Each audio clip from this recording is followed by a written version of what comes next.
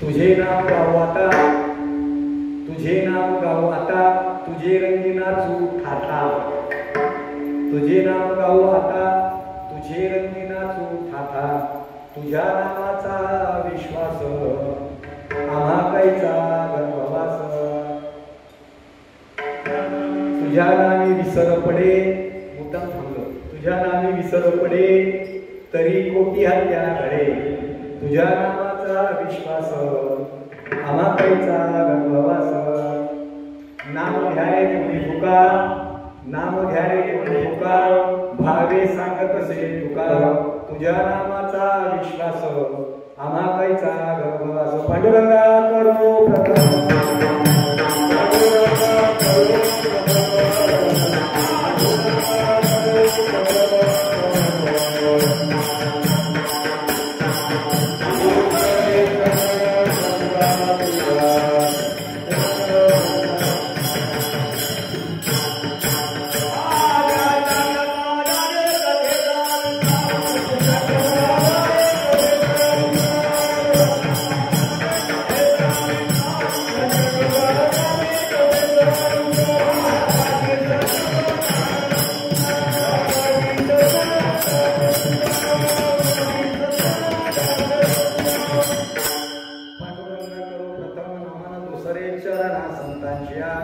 त्यांच्या कृपादाने कथेचा विस्तारू बाबाजी सद्गुरु दास तुका मनोजवं मारुत तुल्य वेगम मते प्रियं बुद्धिमतां वरिष्ठं वातात्मजं वानरयूत मुख्यं श्रीरामकृतं शरणं प्रपद्ये शरण शरण जन्मंता तुम्हालो रामदूता काय भक्तीच्या त्या वाटा मज दाव्या सुवटा सेवे लागी सेवक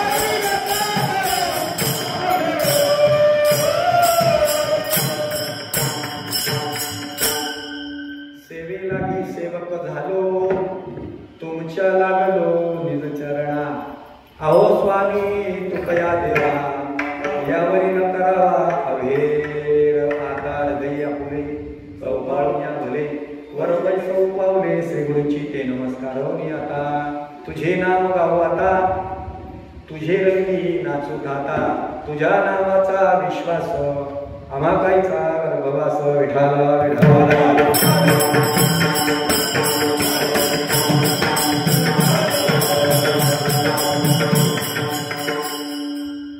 प्रस्तुत प्रसंगी प्राप्त समयी सेवेकरता घेतलेला भंग श्रीमंत संत संत मान्य संत देवमान्य संत आणि शास्त्रमान्य संत जगतमान्य संत जगद्गुरु तुकोबार यांचा 4 चरणाचा नामाचं विशेष महत्व सांगणारा विशेष करून हा अभंग जरी वाटत असताना नामपर प्रकरणातला असला तरी हा स्थितीपर प्रकरणातला अभंग आहे. विठ्ठल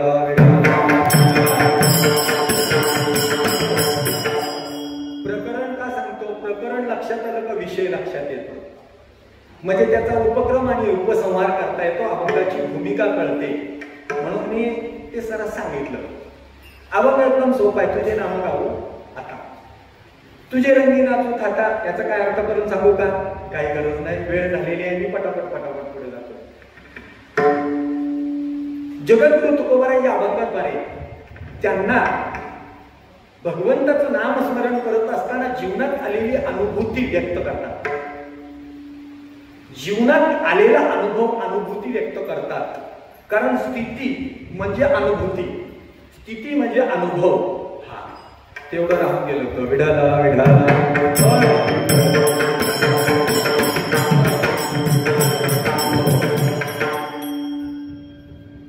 त्याला उघड नाही ठेवायचं कधी. असं स्थितीमध्ये अनुभव नामचिंतनाने काय होतं, कुठल्या स्थितीपर्यंत जाता येतं, याचं उत्तम दिग्दर्शन या अभंगामध्ये केलेलं. मला वाटतं मला वेळ कमी पडणार आहे, पण तरी सुद्धा आपलं जेवढं काहीतरी वरवर शेंड्या मारता येतील बकरीसारखी तेवढा मारण्याचा प्रयत्न करणार. आणि आता माझं वय चालू आहे 63. माझ्या वयाला शोभेल असं कीर्तन करण्याचा प्रयत्न करणार आहे. कारण ज्या वेळेला जे करावं त्याच वेळेला ते करावं, ज्या वेळेला जे लिहायचं असतं ते त्याच वेळेला लिहायचं असतं, ज्या वेळेला जे खायचं असतं ते त्याच वेळेला खायचं असतं. भलत्यासारख्या वेळेला ते खाऊन लिहावून आणि वागून तसं चालत नाही, आहे का नाही.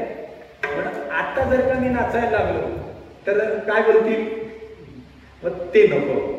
आणि आता माझ्याकडून फारशा अपेक्षा कोणी दुसऱ्या करू नका, कारण वय हे वय आहे ना ते अनुभव सांगण्याचं वय आहे.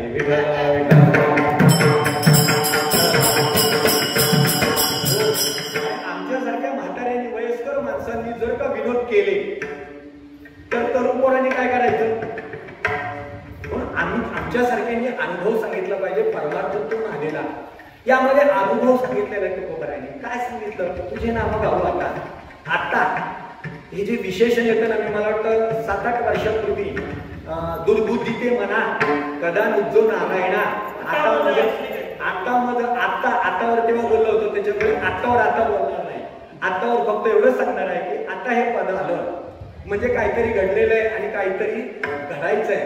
या संधी काळामध्ये आता येतो तर आता हे पद आलेलं आहे. मग तुझे नाम गाव आता. आता म्हणजे कधी काहीतरी प्राप्त झालेलं आहे. काय प्राप्त झालेलं आहे, ही अवस्था प्राप्त झालेली आहे. कशामुळे, नामचिंतनाने. नामचिंतनाने अवस्था प्राप्त होत्या का. बरं मी काय सांगतो तुम्हाला, ते निळवरांचं पद आहे. नाना साधनांच्या केल्या खटपटा परी न पवती याच्या दारवंटा. अनेक साधनं करून पाहिली पण ती त्याच्या दरवाजापर्यंत पण जात नाही. तुकोबारांनी जीवनामध्ये फक्त आणि फक्त आणि फक्त नामचिंतनच केलं आणि नामचिंतनाने इतकी परमोच्च स्थिती प्राप्त झाली की जायच्या वेळेला निर्वाणीचे अभंग आहे. त्याच्यात जगद्गुरु तुकोबारांचा एक प्रसिद्ध अभंग आहे, घोटवीन लाळ ब्रह्मज्ञान हाती. ब्रह्मज्ञान हाती मुक्त आत्मस्थितीसाठी कशाच्या जेव्हा, नामचिंतनाच्या जेव्हा. म्हणून नामचिंतनाने काय होतं, ब्रह्मभूत काया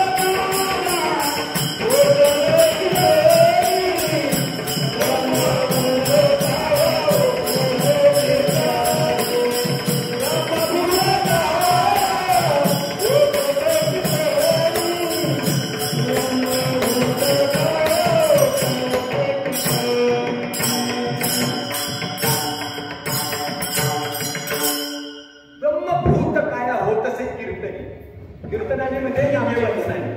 कीर्तनाने म्हणजे हे कीर्तन बरं का. या कीर्तन तसं या कीर्तनाने ब्रह्मभूत काय होते, पण तेवढी आपल्यामध्ये ताकद पाहिजे, तेवढी आपली निष्ठा पाहिजे. असू द्या. तुम्हाला सांगतो बघा, संसाराची नदी आहे. आज पर्यंत पृथ्वीच्या निर्मितीपासून आतापर्यंत ज्या नद्या आपण पाहिल्या त्या नद्या कशा वाहतात हो? कुठून कुठे वाहतात ते नाही मला बोलायचं. कशा वाहतात? वरून खाली, वरून खाली. ज्ञानोबा सांगतात खालारा धावे पाणी भ्रमर सुखाची आहे.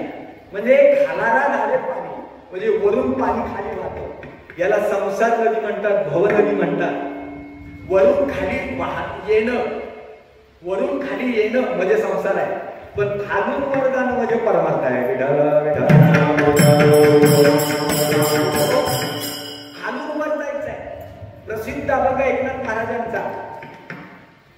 महाराजांचा एक प्रसिद्ध अभंग आहे. नाथांच्या घरची उलटी खूप, पाण्याला मोठी लागली तहान, आत घागर बाहेर पाणी, पाण्याला पाणी आले मिळवणे. तिसरं चरण महत्वाचं आहे. आजी न्यायक नवल देखिले वळचणीचे पाणी. 15व्या अध्यायाची गीतेची सुरुवात ऊर्ध्वमूल मद शाखा. बरोबर आहे ना? जास्त सांगत बसत नाही. शहाण्या माणसामध्ये जास्त बोलावं लागत नाही. ज्यांना काय कळत नाही ना तिथं काही बोललं तरी चालतं, पण शहाण्या माणसामध्ये एक अक्षर वेचून बोलायचं असतं. मग संसाराची नदी वरून खाली वाहते, परमार्थाची नदी आहे ना, परमार्थाचा वरून खालून वर गेला पाहिजे. वळचणीचे पाणी आड्याला गेलं पाहिजे. वळचणीचं म्हणजे पागोळेला आलेलं पाणी वरती जातं आड्याला. म्हणजे काय?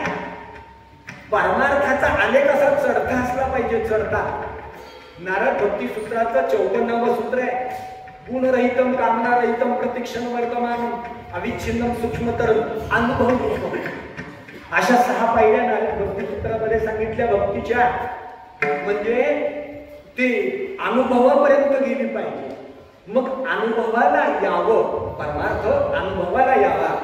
आणि परमार्थामध्ये जर आपला चढता आलेख असला पाहिजे तर आपल्याला बारीक बारीक विचार अभंगामधले केले पाहिजेत.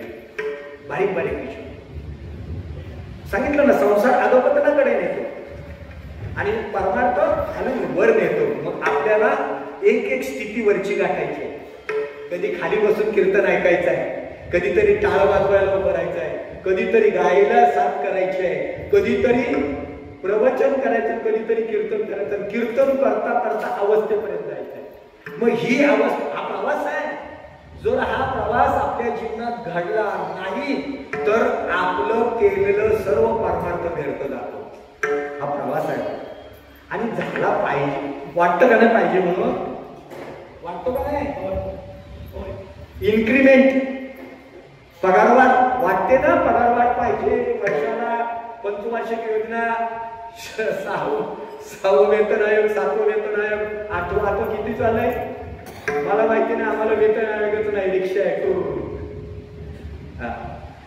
मला सांगा, जर तिथे वाढतं पाहिजे तर हित का घडतं पाहिजे? हित पण वाढलं पाहिजे.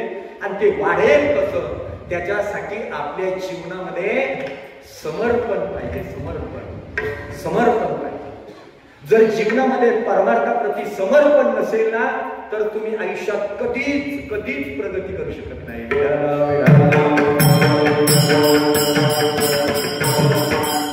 समर्पण म्हणजे अनन्यता. नारद भक्ती सूत्रामध्ये अनन्यतेवरून एक श्लोक आला, सूत्र आला. अन्य आश्रयानां त्यागो अनन्यता. अन्य आश्रयांचा त्याग करायचा आणि एकाची शरणागती पत्करायची. एकविध आम्ही न संतू मार्ग. तुकोबारांचं अभंग आहे. जास्त तिकडे जायचं नाही, मला प्रमाण द्यायला वेळ नाही. न संतू हे वाट सापडली म्हणजे आता हे मार्ग सापडलाय ना, आता सोडणार नाही, ह्याच वाटेवर चालणार. एकविध म्हणजे काय? पतिव्रता नेणे अनेकांची स्तुती, सर्व भावे पती आणि त्या ती एकविधता. एकविधता म्हणजे अनन्यता. एकविधता म्हणजे समर्पण. म्हणजे ज्याच्यावर आपण प्रेम करतो त्याच्या प्रती आपली भावना समर्पणाची असावी. मग देवावर प्रेम करतो ना तर आपल्याकडे समर्पण असलं पाहिजे, अनन्यता असली पाहिजे. ती अनन्यता धर्मशास्त्र असं सांगतं की ती 5 पद्धतीची अनन्यता आहे. 5 पद्धतीची. मी तुम्हाला सांगू का? गाईचं तूप कसं किलो आहे हो इकडे? शुद्ध गाईचं जर्शी नाही कसं 100 रुपये किलो. किती? 2000 रुपये. खूप कमी आहे. 2000 रुपये किलो आहे ते. 2000 रुपये किलो आहे.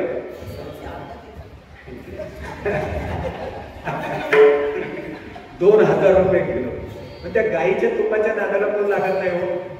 बरं गाईचं तूप पचायला थोडस आहे ना, पण मला सांगा गाईचं तूप पचायला जरी अवघड असलं तरी शरीराला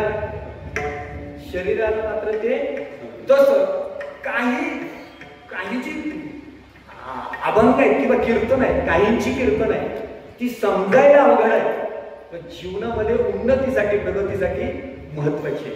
मी 5 हे सांगतोय तुम्हाला. 5 अनन्यतेचे 5 प्रकार सांगितले. पंचदशी नावाचा ग्रंथ आहे, गीतेवरची टीका आहे पंचदशी म्हणून. त्याच्यामध्ये 7व्या अध्यायाच्या सुरुवातीलाच एका श्लोकावर त्यांचं विवेचन आलं. रामसुखदाजी महाराज होऊन गेले. रामसुखदाजी महाराज ते गीतेचा पाठ दोन याच्यात सोडायचे करायचे, 2 भागात. संसारांसाठी गीता सांगायचे ते वेगळे आणि ब्रह्मचार्यांसाठी गीता सांगायचे ते वेगळे. त्यांच्या जीवनामध्ये ज्या मठामध्ये ते राहायचे ना, गीता प्रेस आहे ती साधक संजीवनी, त्यांच्या जीवनामध्ये असा काळ होता ना की जी परिसरातली त्या मठाच्या परिसरातली झाडं अशी 12 महिने टवटवीत असायची, फळ आणि फुलांनी अशी भरलेली असायची. आणि ज्या वेळेला त्यांचं देहावसान झालं त्यावेळेला 1 वर्षभर त्या झाडांनी माना टाकल्या होत्या. याला साधुत्व बोलतात. विठ्ठल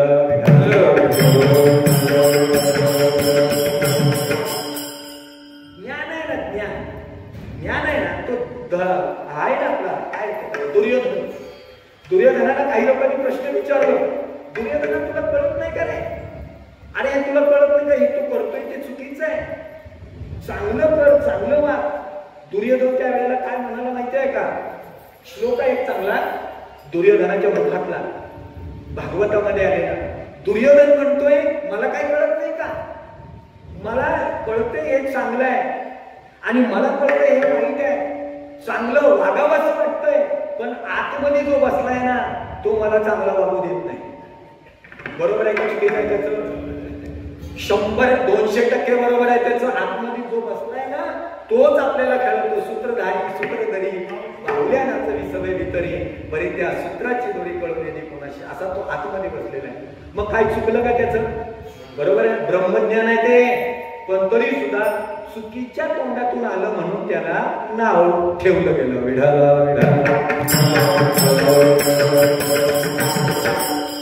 ब्रह्मज्ञान ऐकायचं कोणाकडून? ज्याच्या जीवनामध्ये त्याग आहे, ज्याच्या जीवनामध्ये समर्पण आहे, त्याच्याकडून आलं तर ते ब्रह्मज्ञान फलित होतं. नाहीतर आताची ब्रह्मज्ञान किती ऐकली ना तर आपल्या पचनीच पडणार नाही, आपल्यात बदल होणार नाही. बोलतो नाहीच होणार. मग मी वाढतोय परत. 5 प्रकारचे मी तुम्हाला अनन्यता सांगतोय. 5 आश्रय, अवलंबन, अधीनता, प्रपत्ती आणि आधार. रात्री लक्षात? परत बोलू. आश्रय, अवलंबन, अधीनता, प्रपत्ती आणि आधार. आता याचा थोडक्यात तुम्हाला सांगतो. आता आपण आश्रय म्हणजे लौकिक दृष्ट्या आपण कोणाचे तरी आश्रित आहोत. लौकिक दृष्ट्या मुलगा बापाचा आश्रित आहे, पत्नी पतीच्या आश्रित आहे, मुलं आपल्या पालकांच्या आश्रित आहेत. आता आपण आश्रित आहोत कोणाच्या? पृथ्वीच्या ना. अहो तिने जर ठरवलं म्यानमार झालं ना, परवा का म्यानमार झालं ना, तिने जर ठरवलं तर सर्व उलटपालट करून टाकते. सुनामीच्या लाटा काय, भूकंप काय, तिकडे अमेरिकेमध्ये एक पूर्ण राज्य जाळून टाकलं. ती आहे सर्व. म्हणजे आता आपण लौकिक दृष्ट्या तिच्या आश्रयाने आहोत. चालतो, बोलतो, ती धान्य पिकवते म्हणून आपण खातो तिच्या आश्रयाने. अलौकिक दृष्ट्या. पारलौकिक दृष्ट्या कोणाच्या आश्रयाने आहोत आपण? चाले हे शरीर कोणाची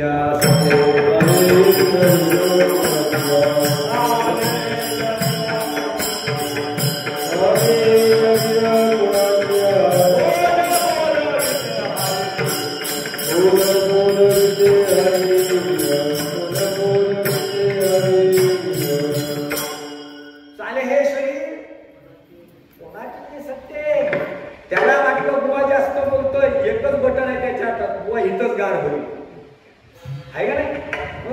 हे शरीर त्याच्यामुळे चालतंय. म्हणजे काय, आपण त्याच्या आश्रयाने आश्रित आहोत. अख्खा आपण काही इथे बसतो, हा चालेल हे शरीर कोणाची असं ते साळुंका मंजुळ बोलत असे वाणी शिकविता धनी वेगळाची.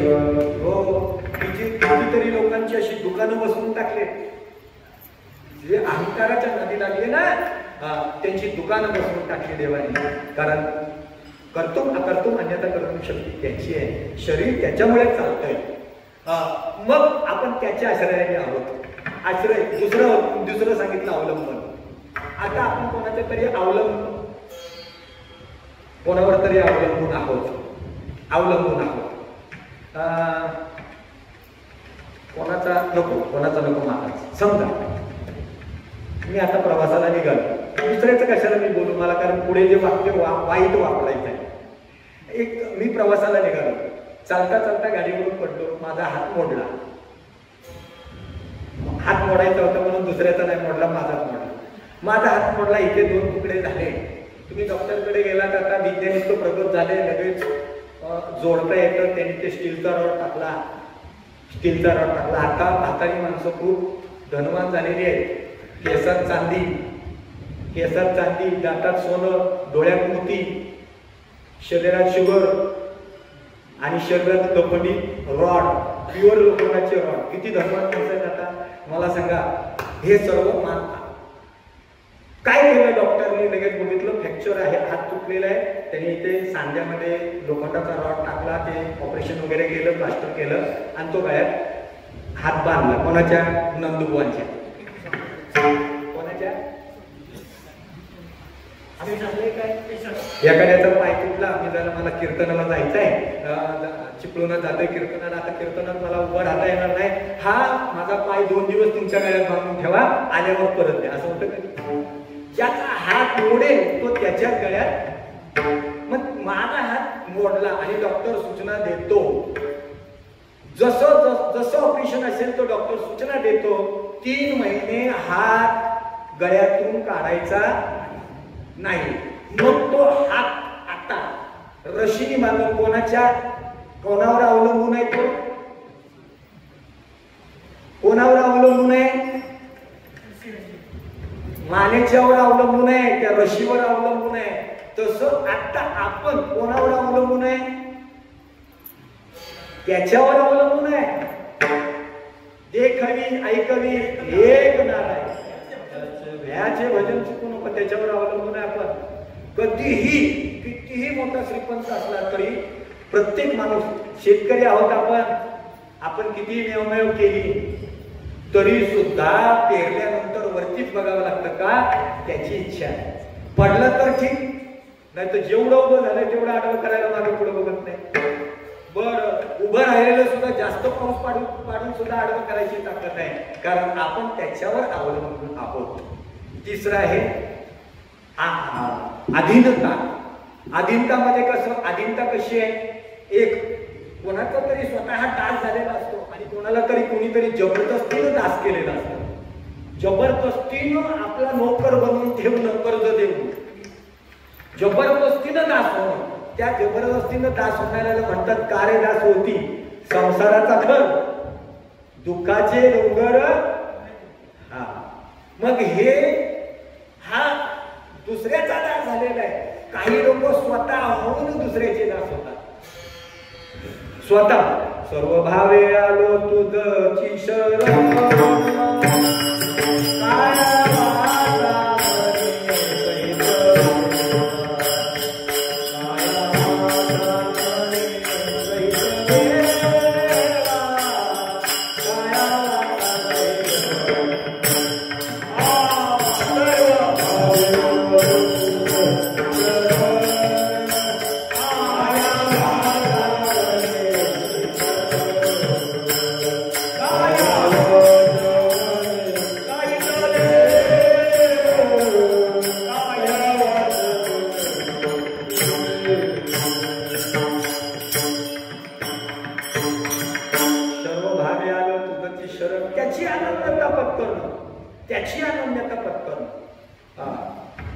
त्याच्यानंतर प्रपत्ती. प्रपत्ती म्हणजे काय? जी आपली इष्ट दैवत आहे, आपली जी पूजनीय दैवत आहे, त्या दैवताच्या पायाला मिठी मारली. दिली आता पायी मिठी, जग जेठी न सोडी. मग प्रपत्ती, बस तुझ्या चरणावर मिठी मारली, सोडणार नाही, देह जावा अथवा राहो. चरण न सोडी आन तुझी पंढरी करणार. याला या अनन्यता म्हणतात. आणि त्याच्यानंतर आहे आधार. आधार आधार जवळजवळ सारखीच नाव आहे. आता पण मी मगाशी सांगितलं तेच आहे. आधार म्हणजे काय? त्याचा बुडण्याला काठीचा आधार असतो, नैवेचा आधार असतो, त्याच्यानंतर दुसऱ्याचा आधार असतो. तसा आपल्याला कोणाचा आधार आहे? त्याचाच आधार आहे, त्याचाच आधार आहे, त्याचाच. तुम्हाला एक सांगू का, आपण आधार कधी शोधतो माहिती आहे का? आधार कधी शोधतो? ज्या वेळेला आधार शोधला कोणी? द्रौपदीने. द्रौपदीने आधार सर्वांचा विचार केला, सर्वांना हाक मारली, सर्वांकडे बघितलं, पण सर्व ज्या वेळेला खाली माना घातल्या सर्वांनी, त्यावेळेला तुम्ही आधार शोधला कोणाचा? कोठे कुंतलासी. मग तो खरा आधार तो आहे. अनेक वेळा जन्म घेतला, अनेक वेळा आपण मेलो, पण अनेक जन्मामध्ये त्यांनीच आपलं रक्षण केलं, तोच आपलं रक्षण करताय. याची जाणीव झाल्यानंतर त्याच्याच आधाराला जाणं, त्याच्याच चुकून दुसऱ्याच्या आधाराला गेलं तर काय होईल? अधपतन होईल. पण या 5 अनन्यता आहे जीवनामध्ये, 5 अनन्यता आहे. या 5 अनन्यता म्हणजे समर्पणाच्या ह्या 5 भूमिका आहेत, आपल्या जीवनात उतरल्या ना तर आपलं चांग भलं झाल्याशिवाय राहत नाही. या 5 भूमिका जीवनात उतरवायच्या आणि मग नामस्मरण करायचं. काय होईल अजून सांगतो तुम्हाला. अजून नामस्मरणाच्या 3 भूमिका आल्या, त्याच पंचदशीमध्ये 3 भूमिका आल्या नामस्मरणाच्या. बोधजन्य स्मरण, बोधजन्य स्मरण, संबंधजन्य स्मरण आणि क्रियाजन्य स्मरण. स्मरण करताना याचं स्मरण राहिलं पाहिजे. आपण स्मरण करतो, स्मरण करतो आपण, आपल्या स्मरणामध्ये भिन्नता आहे. जे धर्मशास्त्राला अपेक्षित स्मरण आहे, जे तुम्हाला उच्च पदापर्यंत नेणार आहे, ते हे स्मरण आहे. कुठलं? संबंधजन्य स्मरण, संबंधजन्य स्मरण, क्रियाजन्य स्मरण आणि कुठले 3 सांगितले? बोधजन्य स्मरण, संबंधजन्य स्मरण. तुम्ही मला सांगा, द्रौपदीचं उदाहरण घ्या परत. द्रौपदीने सर्वांबरोबर संबंध लावून बघितला, सर्वांबरोबर संबंध लागला, पण एकही संबंधी वेळेला उपयोगाला पडला नाही, वेळेला उपयोगाला पडला नाही. आणि नंतर मग तिने देवाची हाक मारली. तो संबंध आहे. आणि तो संबंध श्रीमद भगवद्गीतेच्या 6व्या श्लोकामध्ये आला. सनातना मनःष्ठानी इंद्रियानी प्रकृतिस्थानी कर्ष. हा संबंध आहे. मी त्याचा अंश आहे, मी अंशी आहे,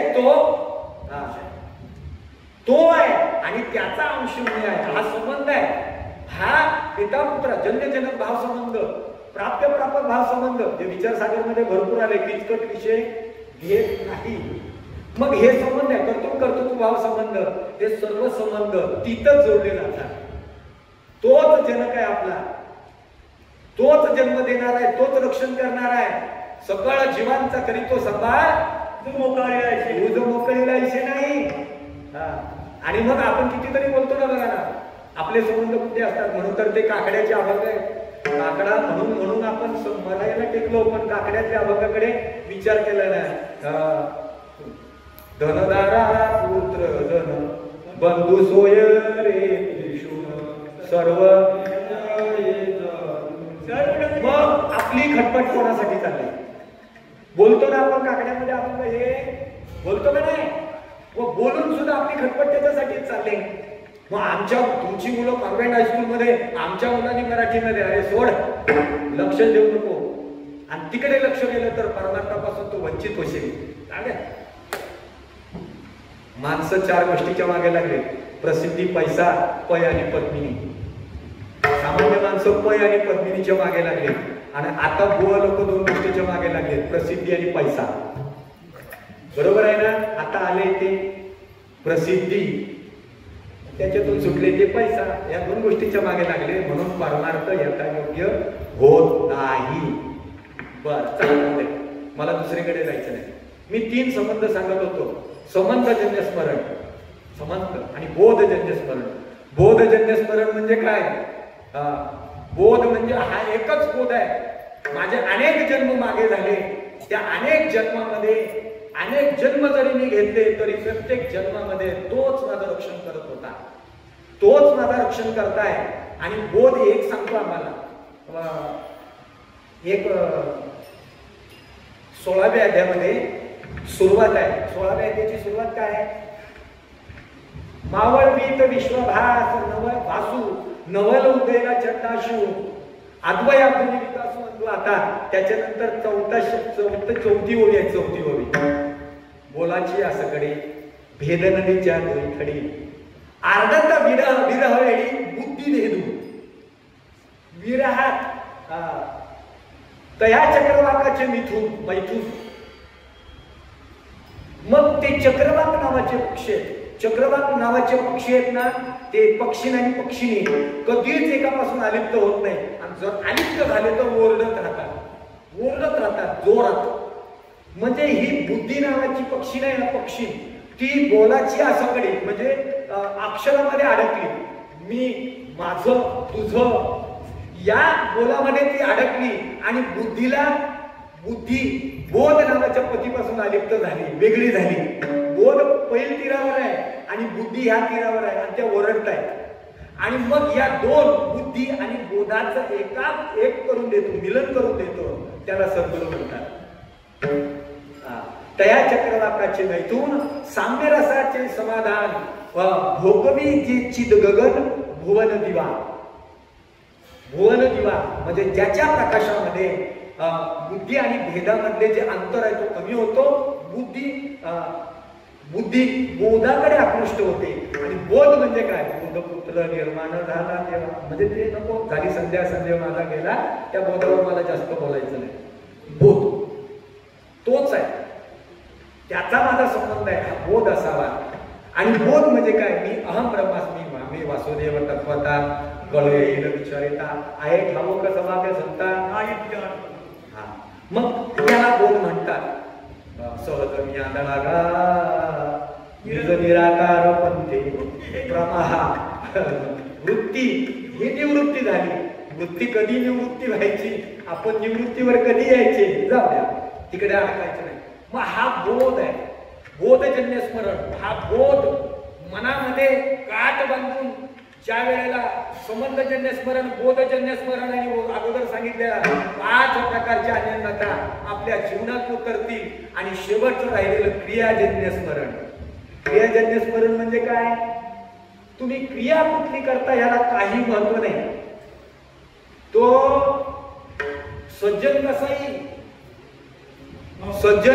भिकू लागे मास माया सावत्यास.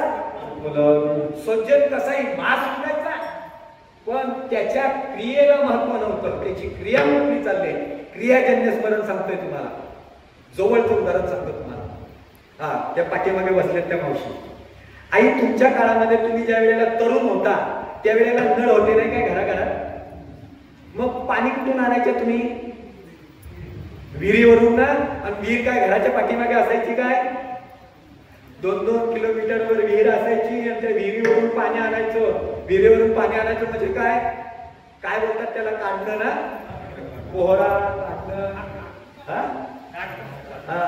राहत ते नंतर आलं, पण ते डबा असायचा, त्याला 2 वाजलेली असायची. त्या डब्याने पाणी भरायचं आणि एक फेरी नाही. त्यावेळेला सासूरवासनी लय बिकट परिस्थिती. आताच्या सासूरवासनी बऱ्या आहेत. पहिल्या सासूरवासनी सासूला घाबरायच्या, आता सासू सुनेला घाबरते. एवढं उलट झालं. काय प्रगती आहे बुवा, काय सांगताय. आणि मग एक हंडा घेऊन नाही जायची ती बाई. ती सासूरवाशी किती हंडा असायचे? 3 हंडे, डोक्यावर चुंबळ म्हणजे कपडा डोक्यावर, त्याच्यावर 3 हंडे, त्याच्यावर एक कळशी, काखेत एक कळशी आणि तो हातात पोहऱ्या. आणि मग ती अनवाणी पाण्याला जायची. तेव्हा काही जांभ्या दगडाचे रस्ते नव्हते, कॉन्क्रिटीकरण नाही, डांबरीकरण नाही. मग उतर चढ त्या रस्त्याची असायची आणि ती पाण्याला जायची. बरं, पाणी हंडे कशाचे असायचे? तांब्याचे. नक्की ना? आता तांबू बघायला मिळत नाही. पूर्वी तांब्याचे हंडे, पितळेचे हंडे, आणि असे जोड असायचे ते. आता झालं स्टील डुप्लिकेट सर्व, आहे का नाही? आता झालं स्टील म्हणून या सर्व स्टीलच्या पाड्या झाल्या, आहे का नाही माझ्यासोबत? मग ती तांब्याच्या हांडे घ्यायची, पाण्याला जायची, भरायची. भरल्यानंतर एकावर एक हांडे, बर हांडा भरलेला असावा का अर्धा असावा? भरलेला असावा. बरेच अर्धे भरलेले हांडे डचमाळतात. कीर्तनात आलेले, कीर्तन क्षेत्रात आलेले डचमाळून बाजूला झाले. पूर्ण भरलेला असावा, एकतर तो रिकामा असावा नाही तर पूर्ण भरलेला असावा. अर्धा भरलेला डचमाळतो म्हणून अर्धा अभ्यास करू नये. डचमाळण्यासाठी चांगला अभ्यास करावा. हो बरं असू द्या. मग ती सासू सून 3 हांडे काटोकाट भरायची, कळशी काटोकाट भरायची, एकावर एक एकावर एक एकावर एक. तो थर हातामध्ये पोह्या भरलेला, काखेत कळशी भरलेली आणि निघायची. निघताना चालतानाची क्रिया कशी आहे? ज्या वेळेला मागचा पाय उठतो त्यावेळेला पुढचा पाय असा जागा धरतो, त्यावेळेला मागचा पाय उठतो आणि पुढे टाकतो. पुढचा पाय जागा धरतो तेव्हा मागचा पाय उठतो. बरोबर आहे ना? दोन्ही पाय एकदम उठत नाही. बरं चालताना असं चालतो का आपण कधी? नाही. असा हात चालतो, असा हात. बरं पूर्वीचे रस्ते कसे होते? उबड खाबड, दगडे धोंड्याचा रस्ता आणि पायवाट असायची. त्या पायवाटेने ती चालायची, नुसती चालायची नाही. हांड्यावर हांडे, 3 हांडे, वरती कळशी, परत परत बोलत नाही.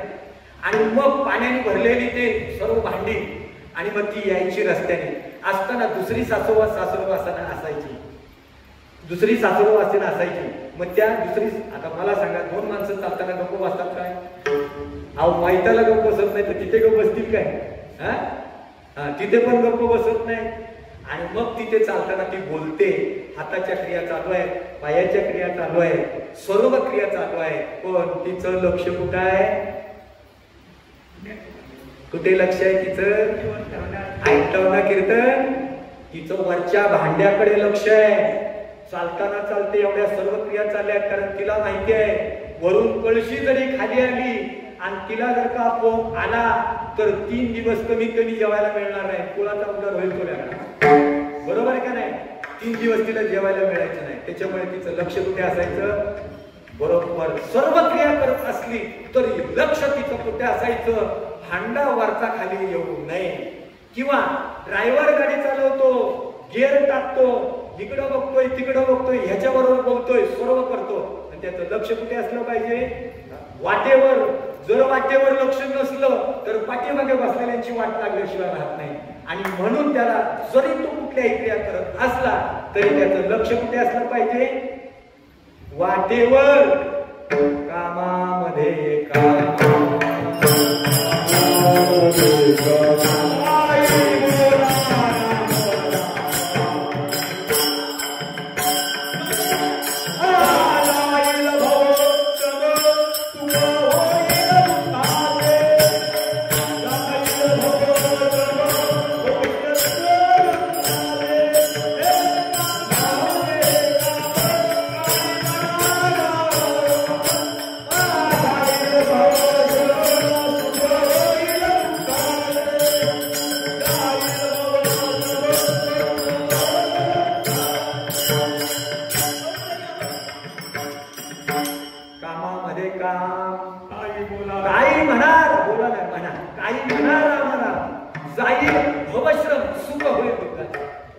याला क्रियाजन्य स्मरण म्हणतात. क्रियाजन्य. काम कुठलं करताय याला काही किंमत नाही, पण ते काम करता करता राम म्हणा, राम म्हणता म्हणता काम होईल. विठ्ठल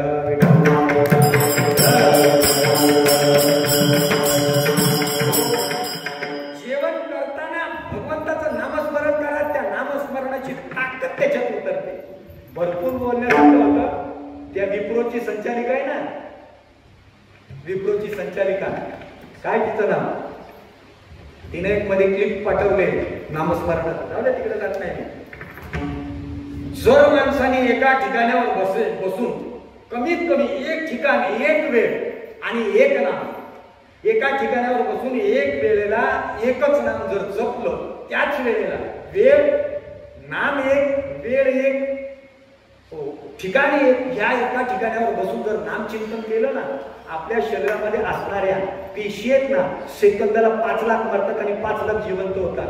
आणि आपण केलेलं नामस्मरण ती सुधा मूर्ती सांगते, विप्रोची मालकी, विप्रो कंपनीची मालकी ती सांगते, जी विज्ञान जगात वावरणारी आहे ती सांगते की 5 लाख पेशी एका सेकंदाला मरतात आणि एका सेकंदाला माणसाच्या शरीरात जिवंत होतात. आणि त्या 5 लाख पेशी जिवंत होतात त्यावेळेला जर आपण नामस्मरण करत असू तर त्या पेशीवर त्याचा परिणाम होतो. आणि जर का एक ठिकाण, एक वेळ आणि एक नाम जर का नित्यनेमाने केलं, एकही रोग शरीरात येत नाही. माझा अनुभव आहे. विठाला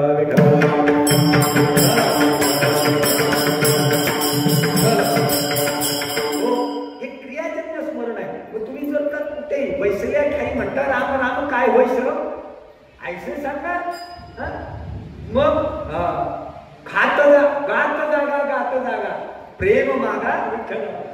चालता चालता राम म्हणा, खाता खाता राम म्हणा, बसताना राम म्हणा, झोपता उठता बसता. एकनाथ महाराजांचा हरिपाठ इथे अभंग याच्यासाठी स्पेशल, मी ते तिकडे जातोच नाही, वेळ माझ्याकडे कमी आहे. मग ही 5 प्रकारची अनन्यता म्हणजे समर्पण, 3 प्रकारचं स्मरण, क्रियाजन्य स्मरण, बोधजन्य स्मरण, संबंधजन्य स्मरण, असं जर आपल्या जीवनात स्मरण झालं, पुढच्या 7 पायऱ्या शुभेच्छा विचारणात माणसा सतोपती असं सत्ती पदार्थ भावी तुर्यगा, तुर्य अवस्थेपर्यंत प्रवास नामचिंतनाने होतो. तुर्य म्हणजे काय? तुर्य म्हणजे काय? तुर्य म्हणजे ही अवस्था आहे, तुम्ही बसलाय का उभे आहे, झोपले की जागे आहात, या अवस्थेत न राहता तुकोबऱ्यांचं प्रमाण असं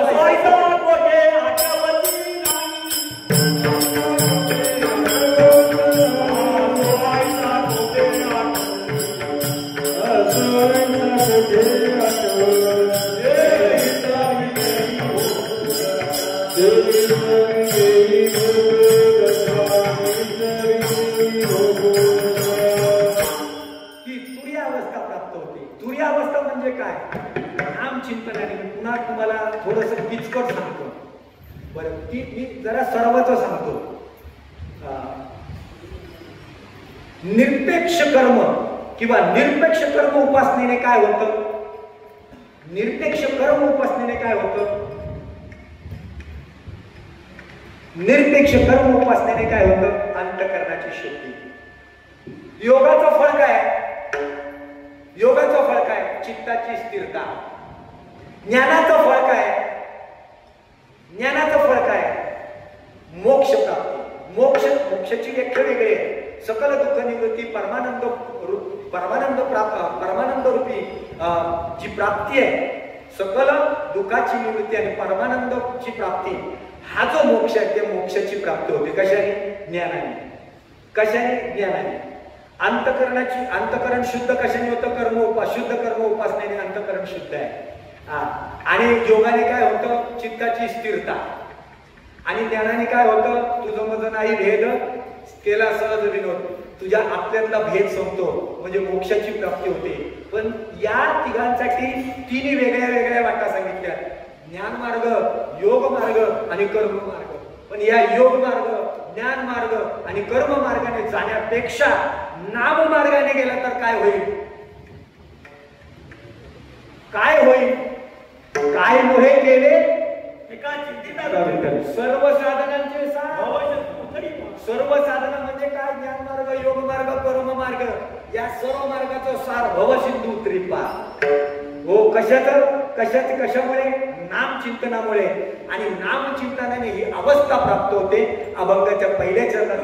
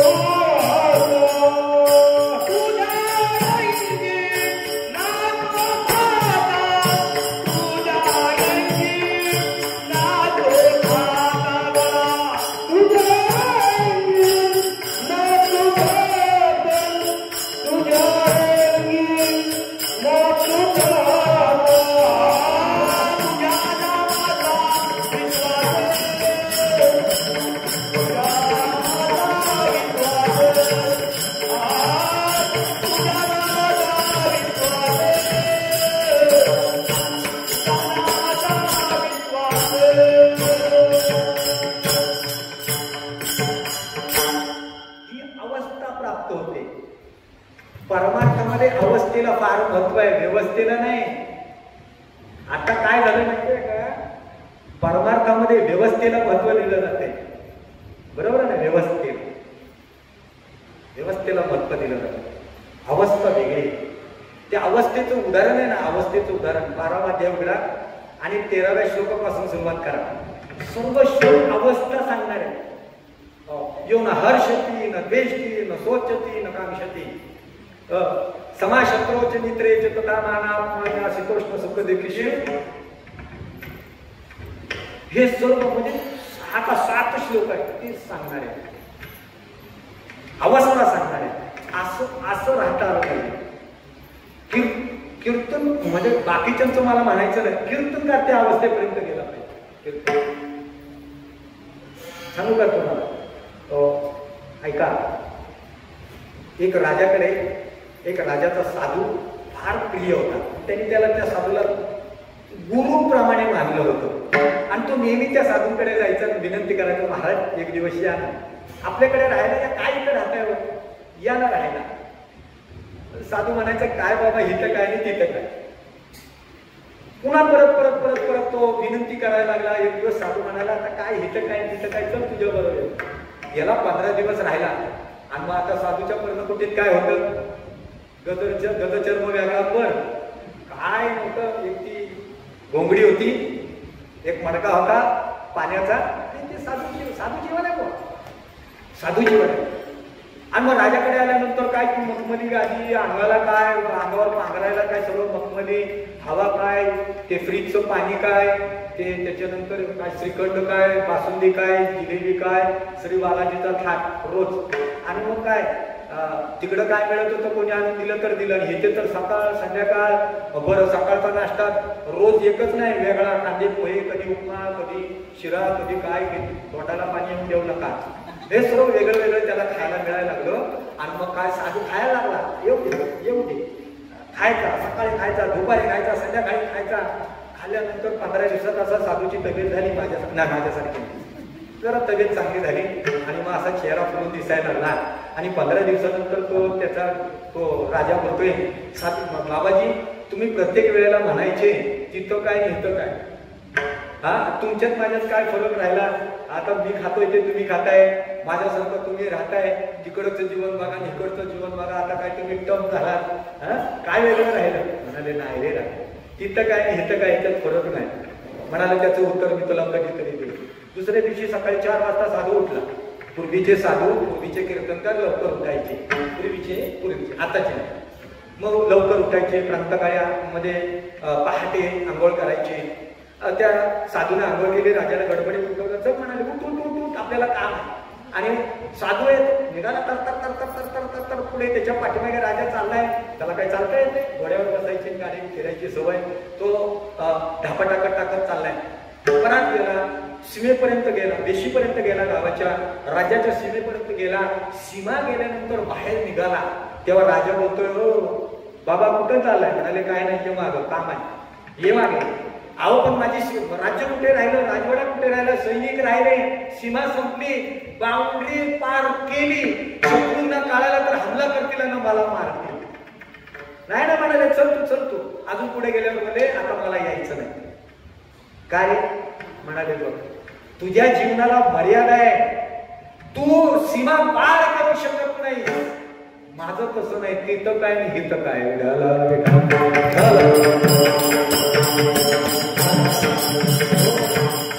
आपल्या जीवनाला जगण्याला मर्यादा नसली पाहिजे. अजून सांगू तुम्हाला, परमार्थामध्ये अनुभव आल्या परिपक्वता, परमार्थी परिपक्वता 10 प्रकार आहेत. मी जास्त सांगणार नाही. 10 प्रकार आहेत परिपक्वतेचे, परमार्थाचे. म्हणजे काय, ज्या वेळेला तुम्ही आपली तुलना दुसऱ्याशी करायची सोडता, आपली तुलना मराठीत सांगू, कम्पेअर, दुसऱ्या बरोबर तुम्ही तुलना करायची सोडता, त्या वेळेला तुम्ही आध्यात्मिक परिपक्वतेकडे निघालाय. बरं, आणखीन एक परिपक्वता सांगतो तुम्हाला. ज्या दिवशी तुम्ही जगाला जशी आहे तशी स्वीकारता, त्याच्यातले उणिवा बघत नाही, त्याच्यातले दोष बघत नाही, गुणदोषी याची न विचारी काही, या पद्धतीने राहता, त्यावेळेला तुमच्याकडे आध्यात्मिक परिपक्वता आलेली असते. आणखी सांगू, तुमच्याकडे आध्यात्मिक परिपक्वता येणे म्हणजे काय? ज्या वेळेला तुमच्याजवळ गरज आणि हवं, माणसाच्या जीवनामध्ये या दोन गोष्टी येतात, गरज आणि हवं. हवे, मला हे हवंय, मला हे हवंय, मला हे हवंय. गरज वेगळी आणि हवंय वेगळं. ज्या दिवशी आपल्या जीवनातलं हवंय आपण काढून टाकतो, मला हे हवंय हे काढून टाकतो, त्यावेळेला तुम्ही आध्यात्मिक प्रगतीकडे निघालेले असतात. आध्यात्मिक प्रगती झालेली असते. अजून सांगू तुम्हाला, भरपूर सांगण्यासारखं आहे, अजून सांगतो तुम्हाला, ऐका. ज्या दिवशी तुम्ही आपली स्तुती दुसरा करतोय हे तुम्हाला ज्या दिवशी आवडणार नाही, ऐकून न ऐके निंदा स्तुती कानी, जैसा का उन्मनी योगी राय, असं ज्या दिवशी तुम्ही वागाल. आता आपल्याला काय झालं ना, की आपल्या कानाला सवय झाले स्तुती ऐकायची.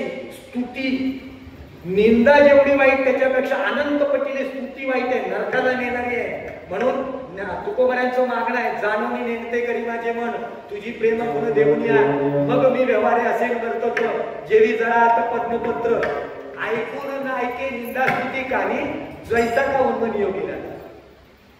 स्तुती ऐकायची नाही, निंदा ऐकायची नाही, तर स्तुती ऐकायची नाही. त्या दिवशी तुमच्याकडे आध्यात्मिक परिपक्वता आलेली.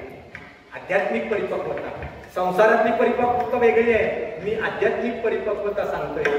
ज्या दिवशी तुम्ही टाकायला शिकाल, सोडायला शिकाल, म्हणजे काही गोष्टी आपण धरून ठेवतो, काही लोकांनी काही गोष्टी धरून ठेवल्या म्हणून सप्त्याला यायची बंद झाले. बरोबर बोलतोय. 4 लोकांत अपमान केला माझा त्यांनी, मी काय कमी होतो काय? हे टाकून देता आलं पाहिजे. बऱ्याच ते काय त्याला मराठीमध्ये इग्नोर करणं म्हणतात. हे बारक्या गोष्टी आहेत, टाकून द्यायला. ज्या दिवशी तुम्ही जीवनामध्ये प्रत्येक गोष्ट टाकून द्यायला शिकाल ना, त्या दिवशी तुमची आध्यात्मिक परिपक्वता आलेली. अजून तुम्हाला सांगतो, आपल्या जवळचं देताना तुम्ही निरपेक्ष भावनेने जगाला द्याल ना, देऊसं वाटेल, त्या दिवशी तुमच्याकडे आध्यात्मिक परिपक्वता आलेली. अशी आध्यात्मिक परिपक्वता कधी येते? नामचिंतनाने येते. आणि मग ते ना, आणि तुम्हाला एक सांगू का, ज्या वेळेला आपल्याला कळत नसतं ना, त्यावेळेला नामचिंतन वेगळं आहे, आणि ब्रह्मज्ञान झाल्यानंतरचं नामचिंतन वेगळं आहे. आणि ब्रह्मज्ञान झाल्यानंतर नामचिंतन कसं असतं ते असं, तुझे नाम गाऊ आता तुझे रंगी. कारण तो आनंद वेगळा आहे. ज्या वेळेला आपल्याला काय कळत नाही त्यावेळेला आपण नाचतो, तो आनंद वेगळा आहे. आणि भगवंत कळल्यानंतर जे त्याच्या भजनात नाचणं असतं ना, तो आनंद वेगळा आहे. धन्य जगी कोसी एक हरी रंगी धन्य जगी कोसी एक हरी रंगी नाचे, धन्य जगी कोसी एक हरी रंग नाचे, धन्य जगी कोसी एक हरी रंग नाचे.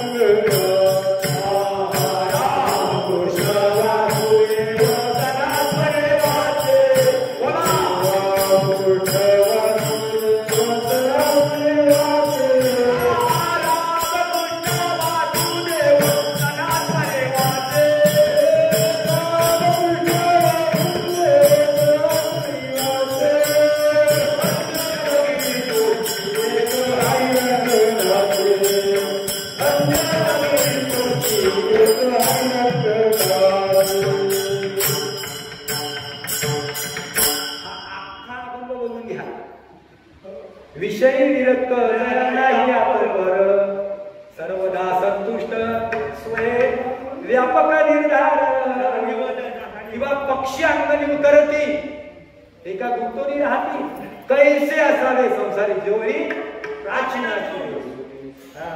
मग असं राहता येतं कधी? नामचिंतनाने परिपक्वता आल्यानंतर, ती अवस्था प्राप्त झाल्यानंतर मग ते नाचणं असताना तुझे रंगी नाचत गायनाचे उडे आपल्या छंदे मनाच्या आवडीने. मग तो किती नाचतो, त्या घड्याळाकडे लक्ष नसतं. आणि मग असं नामचिंतन आपल्या जीवनात घडलं पाहिजे. एकच दृष्टांत सांगतो, समारंभाकडे निघाले. एक अक्षरधाम माहितीये का? अक्षरधाम स्वामीनारायण मंदिराचे एक उपासक होते, ब्रह्मचारी. त्यांनी एक मुलाखत दिली, मुलाखत. तर काही लोक कोणाला कधीतरी उपहासाने म्हणतात, काय मूर्ख आहे, काय बावळट आहे, काय गाढव आहे.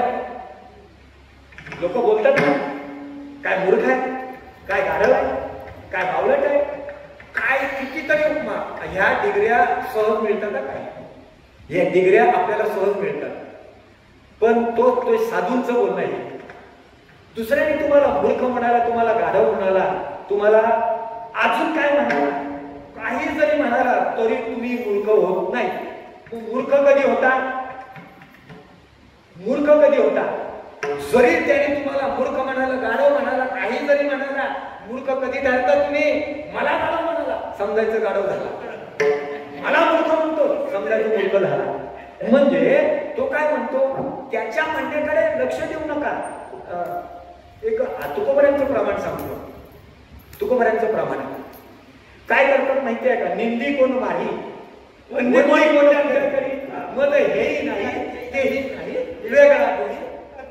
बरोबर आहे का नाही तुकोबऱ्यांचं प्रमाण? मला सांगा, कोण पाया पडतंय, कोण निंदा करतंय, ऐकायला कान मोकळे नाही. कोण स्तुती करतंय, ऐकायला कान मोकळे नाही. पार्सल घ्यायची नाही, पार्सल घेतली नाही तर त्या पार्सलीचा मालक आपण होत नाही. गाढव म्हणाला तरी गाढव आपण होत नाही. पण कधी जर आपण त्याला रिएक्ट नाही झालो तर, बरोबर बोलतो ना इंग्रजी, 5वी पास आहे समजून घ्या थोडस. आणि मग अशी अवस्था प्राप्त झाली का मग जो नामावर विश्वास तयार होतो, अभंगाचं दुसरं चरण, तुझ्या नामाचा विश्वास,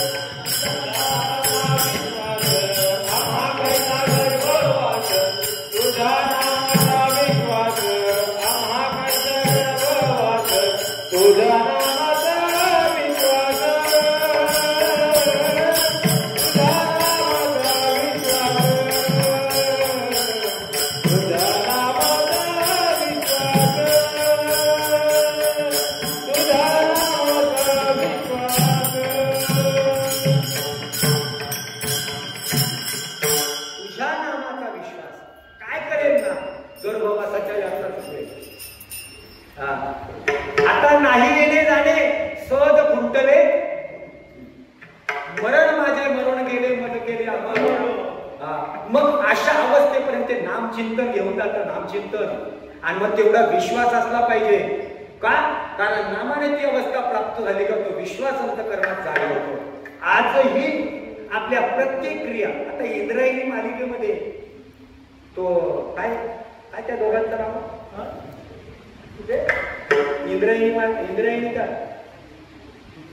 कीर्तनकार आहे ना, इंद्रायणी का काय नाव तिथं मालिकाची,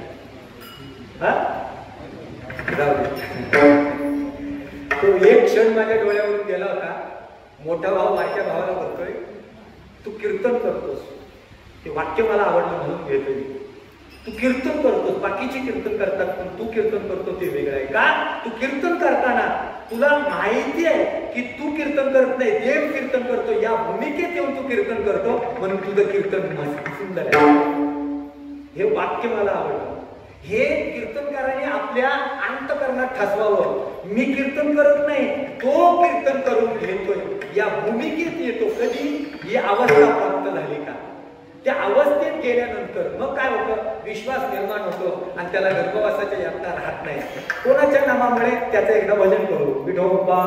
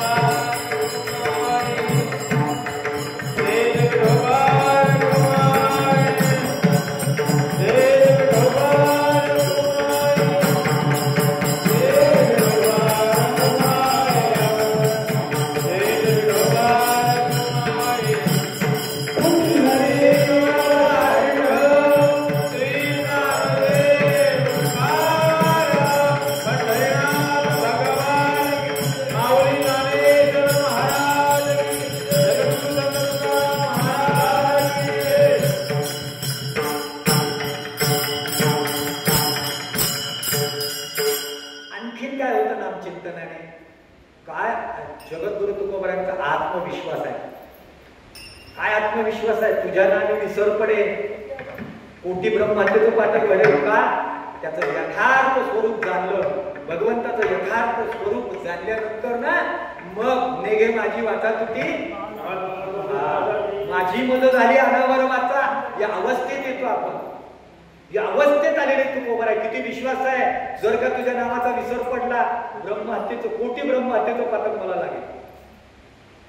आपली वाणी, त्यांची वाणी नाव सोडायला तयार नाही आणि आमची वाणी कीर्तनात सुद्धा नाव घ्यायला तयार नाही. विठ्ठल विठ्ठल भजन मंडळ, भजनातले किती लोक विठ्ठल विठ्ठल म्हणतात तो प्रश्न आहे. आम्ही विठ्ठल विठ्ठल कीर्तनात सुद्धा म्हणत नाही. मग एवढी वाचा अनावर होते, किती वाचा अनावर होते. मग अशी अवस्था प्राप्त झाली. ते नाम मिळतं की तिला ते फुकट मिळतं. अभंगाचं शेवटचं चरण नाम घ्या रे कोणी धोका, नाम घ्या रे कोणी धोका, नाम घ्या रे कोणी धोका, नाम घ्या रे कोणी धोका.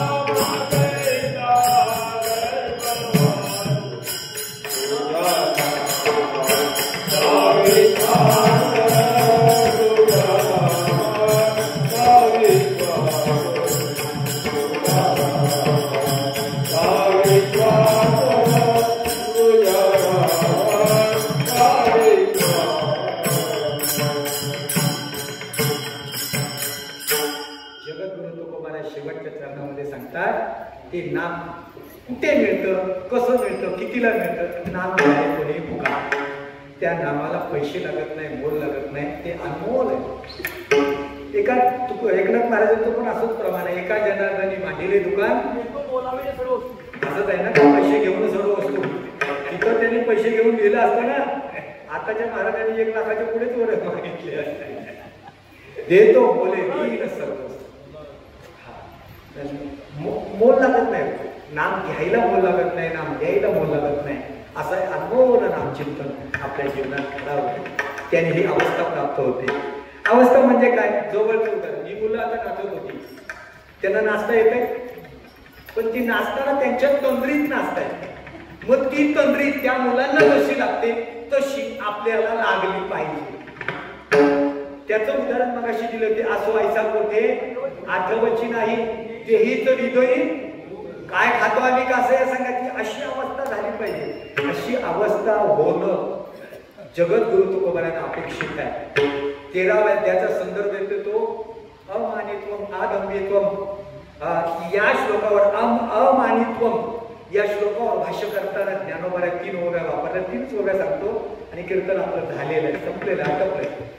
कुठलंय? पूज्यता डोळ्यानं देखावी, स्वकीर्ती गाणी नायकावी, हा अमुक अनुभवीसीची लोका, ते तर सत्काराची गोठी, कै आग्रा देईल भेटी, मरणाची साठी नमस्कारिता, वाचस्पतीचे निपाडे, सर्वज्ञता जरी जोडे, तरी वेडी वे माझे धडे, महिमा भेणे. वेळ पांघरतो तो, कितीही येत असलं तरी त्याचा प्रचार प्रसार करत नाही. जे आपल्याला मिळालं ती ईश्वरी कृपा आहे, शांत राहतो. आणि तुम्हाला सांगू का, परिपक्वतेचं आणखीन एक आध्यात्मिक परिपक्वता आहे. आपल्याला मिळालेली शांती जो कधी कमी होऊ देत नाही, ती एक आध्यात्मिक परिपक्वता आहे. हो, आणि आपल्याला जे मिळालंय ना त्याच्यामध्ये जो समाधानी राहतो, यथा लाभ कथा संतोष, ही परमार्थिक परिपक्वता आहे. अशी परमार्थिक परिपक्वता सर्वांच्या जीवनात यावी नामचिंतनाने, हीच माफक अपेक्षा या सप्ताहाच्या मागे असली पाहिजे. कोणी सप्ताह चालू केला? वैकुंठवासी हरिभक्तीपराय कोलगे महाराज, बरोबर ना? कोलगे महाराजांनी सप्ताह चालू केला. त्यावेळेला काय परिस्थिती होती मला माहिती नाही, पण त्या प्रतिकूल परिस्थितीमध्ये सप्ताह चालू झाले. आता अनुकूल परिस्थिती आली. त्यावेळेला माणसामध्ये जो जिव्हाळा होता ना, प्रतिकूल अवस्थेमध्ये तो जो जिव्हाळा होता तो आता अनुकूल अवस्थेत राहिलेला नाही. काय माहिती पण आता असं झालंय. मग प्रतिकूल अवस्थेमध्ये सुद्धा त्यांनी ते बीजारोपण केलं, तो सप्ताह चालू केला. तोच सप्ताह आज आपण यथाशक्ती यथामती त्यांच्या कृपेने त्यांच्या प्रेरणेने चालू ठेवला. त्यांच्या हरिभक्ती परंपरा आदरणीय अभयदादा शास्त्री होते, यांच्या नेतृत्वाखाली हा सप्ताह चालू आहे. पंचकोशीतले सर्व वारकरी एकत्र येतात आणि हा सप्ताह आनंदाने साजरा करतात. ज्याला जशी शक्ती होईल तसा तो सेवा देतो. कोण मृदुंगाची सेवा देतो. आता मला कोकणात आल्यानंतर बरं वाटतं. मी गेली 30 वर्ष कोकणात येतोय. त्यावेळेला पकवाजा सरळ नसायचा, तो टाळ दीडका टाळ असायचा. आता टाळ चांगले वाजायला लागले, पकवाजे स्वरात आले. आता स्वर इकडे तिकडे गेला तर लगेच कानात गोड जातं, गेला स्वर. तर तुम्हाला सांगू का, ज्याला लॉंग लाईफ कीर्तन करायचे त्याची 2 गोष्टी लक्षात ठेवायची. समजून घ्यायचं आणि सामावून घ्यायचं. समजून घ्यायचं आणि सामावून घ्यायचं. जो आहे जसा आहे तो त्याच्या जागेवर योग्यच आहे. तो त्याच्या पद्धतीनुसार परमार्थ करतोय म्हणजे हिते न्यूनपूर्ण कोणच नाही. ही सुद्धा परमार्थिक अवस्था आहे. अशी अवस्था आहे आपल्या सत्यातून आपल्याला व्हावी अशी प्रार्थना प्रभू परमेश्वरात परशुरामाजवळ मागणी मागतो. भार्गवरावाला सांगतो की जीवनामध्ये प्रत्येकाच्या या अवस्थेपर्यंत नाही. बाकीच्यांचं मला माहिती नाही, माझंच मागणं आहे. देवा, मी जसं बोललो ना, बोलिले तसे आणि अनुभवा, नाहीतरी देवा बोले आणि करी आणि तेथे कैचे ब्रह्मज्ञान, मनी धन आणि मान तेथे आत्मज्ञान वसे ना. भागवतकार सांगतात. मग तसं होता कामा नये. जसं मी बोललो ना तसं माझ्या जीवनात उतरावं एवढीच त्या प्रभू परशुरामाजवळ मागणी मागतो आणि सेवेला पूर्ण विराम देतो. ज्ञानेश्वर